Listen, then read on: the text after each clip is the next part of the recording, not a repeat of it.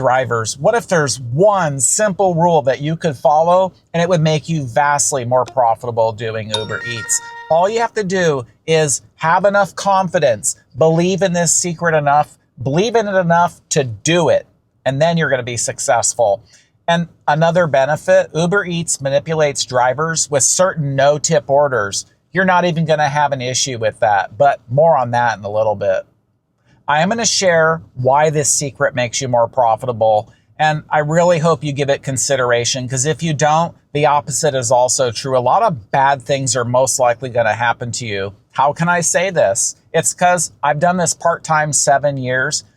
I've gone through this. I've paid the price. I've paid a lot of money, and here's the secret. And I do want you to know I have 2 minor exclusions, which I'll get to. Long distance deliveries, they waste time. Think of all the orders that we could be doing in the meantime instead of being on one long trip.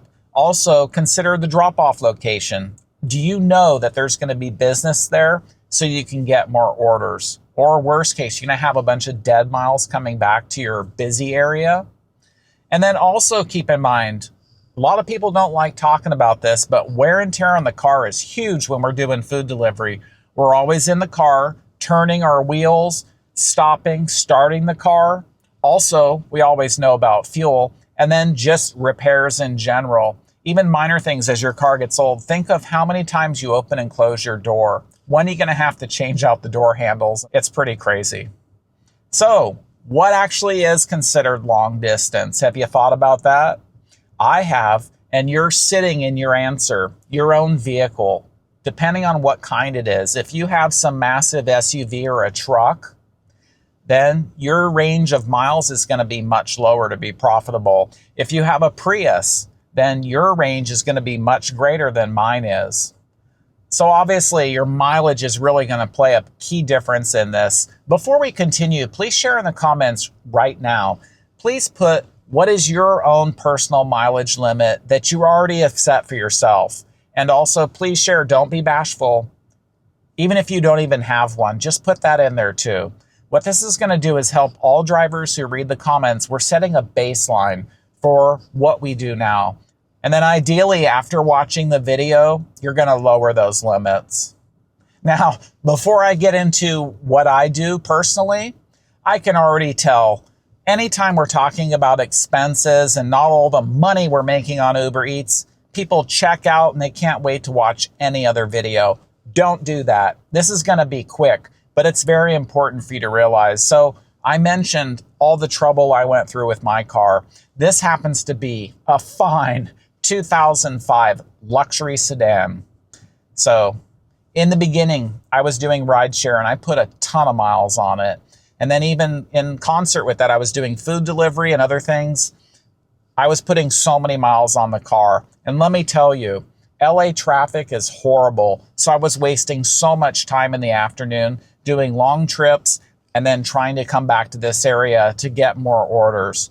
In hindsight, I was wasting so much time. And that's why that rideshare experience plays into also food delivery experience. And again, I've been doing this part-time for many, many years. So even in food delivery, there are certain long distance trips that I was more eager to take because it was slow or some other excuse. No more. Do you know that I averaged roughly $3,000 in repairs every single year? That was demoralizing. Think of the income that I had to make just to pay for my vehicle repairs. And then I'm supposed to have a profit and be able to survive and meet all my financial goals. So clearly, if I had a brand new car, yeah, I wouldn't have had those repairs, but I'd be taking out the value of my car by running it into the ground. So the same thing still applies. Even though I'm still doing food delivery, I have reduced my miles. Every year, the miles have gone down. But I think I see the need to tighten it even more because my car's not getting any newer. So my personal mileage limit is going to be 8 miles. Now hold on. Keep in mind, I already mentioned, depending on where the drop-off is, What if I have to come back to my marketplace where there's more restaurants? So in reality, that could be considered like 4 miles. And I don't want to say 4 to 5 miles because then we get into 10. And you can see how that goes. Also, keep in mind that Uber Eats does not pay us when we accept an order and head to the restaurant. That mileage estimate is only when you pick up and then drop off the food to the customer. So yeah, that is a lot more restrictive when you consider that. Gone are the days of joyriding, and I'm ashamed to admit this, but when it was slow, I would go to another market, another town, and hope that there's orders there. And I was aware of all the miles I was putting on my car without income, and those days are done. So if I get an order, depending on where I'm at, and it takes me to another town, great. But no more long distance deliveries, because all those expenses add up on my car, and I don't want to fund that anymore. And I don't want you to do that either. So in light of that, there's 2 exceptions to what I'm sharing, and I'm not trying to have an escape plan for me to do whatever I want. I'm not going to just go to another town for no reason. I will accept a low-paying order if it's paying part of my way there. And then also, depending on where I end up, it's nice to get an order that pays me to come home. And I'm sure that makes sense to you. Those are the only 2 exceptions. And I need to just tighten down and trust and know that those orders are going to come. And I don't need to be putting miles on my car in order to meet my goals. Pretty much whenever I'm in a certain area, I just need to stay there. Now, what I'm not telling you is to go get a bike and walk and do food deliveries. No, I'm not talking about that. And I'm also not talking about just staying at a McDonald's all day and never moving. No. And I'm also, even though fuel's very expensive here in California, unlike the rest of the US, I'm not going to turn my car off because that would save on fuel. No, it gets hot here and I need my air conditioning. So I'm not talking about that either. The main thing is just to reset a new habit. You know, in the beginning, how hard it is to change and we have that resistance. And then over time, it gets easier. The same thing here this year, starting right now. I'm done with the long distance deliveries and you should be too. And I'm just going to trust that through those less miles, I'm not going to have as many vehicle repairs. And then the money, when I'm only taking profitable orders, that's going to pay the bills.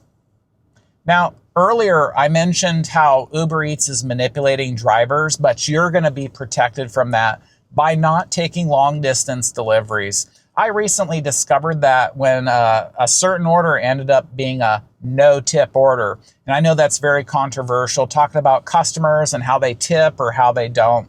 But shame on Uber Eats for what they did. So this is just another ploy that Uber Eats does, highlighting how they take more money for themselves when they could be paying it to us, the drivers. So I've got good news for you. I've made a video uncovering this ploy of what Uber Eats does to us when customers don't tip on certain orders. So watch that video next, and I'll see you there.